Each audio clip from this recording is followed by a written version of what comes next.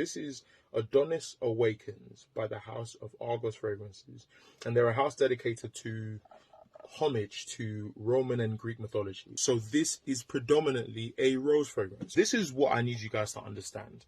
When it comes to rose fragrances, there are only a few that I personally love. This has jumped front row. This is one of the best rose fragrances I have ever smelled in my life. It does this thing in this fragrance where it turns into a boozy affair at some point.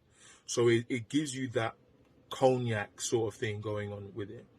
That boozy appeal that comes with it. Then you're looking at a very sweet Bulgarian rose. And then you're looking at Rose Absolute. The full force of rose is in this fragrance. Even when you look at the color of the juice, and you know, Argos are known for this.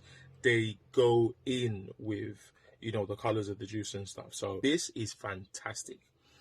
The type of fragrance you're looking at here is velvety smooth.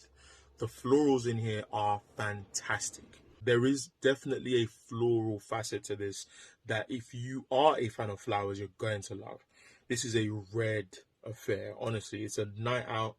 You know, you're doing your thing. You're out to make a statement because the CRG on this is monstrous. I need 3 sprays on this.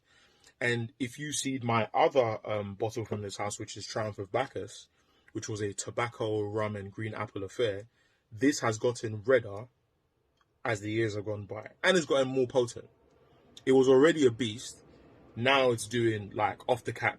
You can literally do damage with this. Do you see what I'm saying? So yeah, this is the first of 2 that I think you guys should check out.